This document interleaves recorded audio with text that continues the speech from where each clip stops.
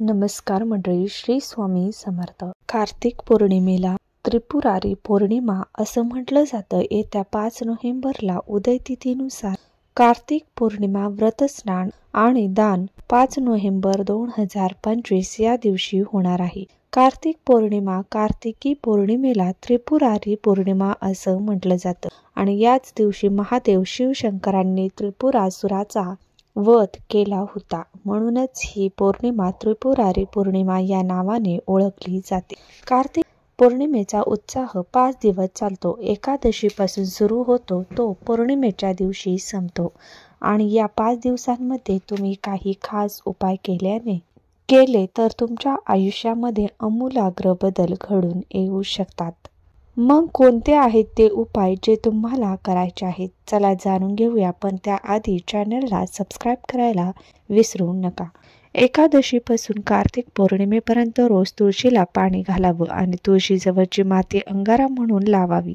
शक्य असल्यास नेहमीच तुळशीला जल अर्पण करण्याची सवय लावावी, कारण असं केल्यामुळे घरात सुख समृद्धी येते आणि रोगापासून मुक्ती मिळते. असं म्हटलं जातं, कार्तिक पौर्णिमेच्या दिवशी तुळस वैकुंठ धाममध्ये पोहोचली होती.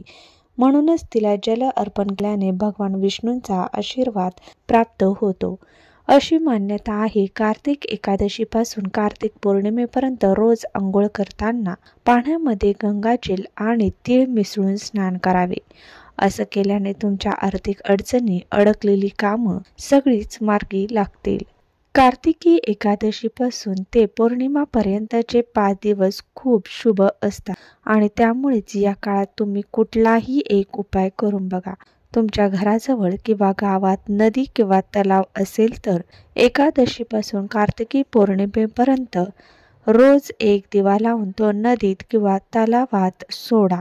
नदीत किंवा तलावात सोडणं शक्य नसेल तर या काळात रोज एक दिवा तुळशीजवळ ठेवा.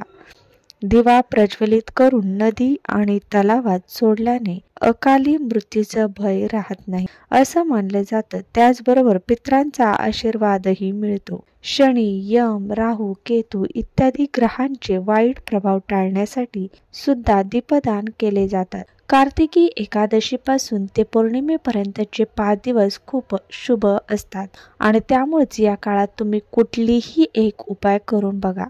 तुमच्या घराजवळ किंवा गावात नदी किंवा तलाव असेल तर एकादशीपासून कार्तिकी पौर्णिमेपर्यंत रोज एक दिवा लावून तो नदीत किंवा तलावात सोडा. नदीत किंवा तलावात सोडणं शक्य नसेल तर या काळात रोज एक दिवा तुळशीजवळ ठेवा. दिवा प्रज्वलित करून नदी आणि तलावात सोडल्याने अकाली मृत्यूचं भय राहत नाही असं मानलं जातं. त्याचबरोबर पितरांचा आशीर्वादही मिळतो. शनी, यम, राहू, केतू इत्यादी ग्रहांचे वाईट प्रभाव टाळण्यासाठी सुद्धा दीपदान केले जातात. कार्तिकी एकादशीपासून कार्तिकी पौर्णिमेपर्यंत दररोज विष्णू सहस्रनामाचं पठण करावं आणि संध्याकाळी दीपदान करावं.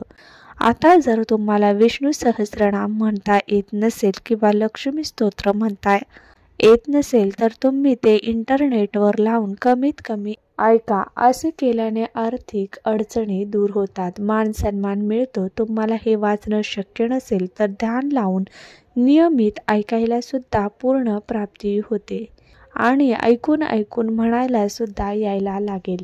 कार्तिकी एकादशी ते कार्तिकी पौर्णिमेला या 5 दिवसात रोज उगवत्या सूर्याला जल अर्पण करा आणि त्या पाण्यामध्ये शेंदूर मिसळा किंवा लाल कुंकू टाका किंवा एखाद्या लाल फूल टाका आणि ते सूर्याला अर्पण करा. यामुळे सौभाग्य प्राप्त होते, बुद्धिमत्ता वाढतो. त्याचबरोबर कुंडली सूर्याची स्थिती मजबूत होते. सूर्य हा आत्मा, पिता, सरकारी नोकरी, उच्च पद यांचा कारक आहे. जर कुंडलीतला सूर्य चांगला नसेल तर कितीही कष्ट केले तरी सुद्धा तुम्हाला प्रमोशन मिळत नाही असा अनुभव येईल आणि म्हणून हे करून बघा. कार्तिकी पौर्णिमा हा तुळशीचा विवाह करण्याचा शेवटचा दिवस असतो. या दिवशी घरोघरी, अंगणात, मंदिरात दिवे लावण्याची पद्धत आहे. कार्तिकी स्वामींचे दर्शन सुद्धा या दिवशी मानले जाते. मंडळी, कार्तिकी पौर्णिमेनिमित्त यापैकी कुठलाही एक उपाय तुम्ही श्रद्धा भक्तीने करून बघा. नक्कीच तुमच्या आयुष्यात सकारात्मक बदल घडून येईल. मित्रांनो आणि मैत्रिणींनो, तुम्हाला जर आजचा व्हिडिओ आवडला असेल तर व्हिडिओला एक लाईक करा. चॅनलवरती नवीन असाल तर चॅनलला सबस्क्राईब करा. धन्यवाद.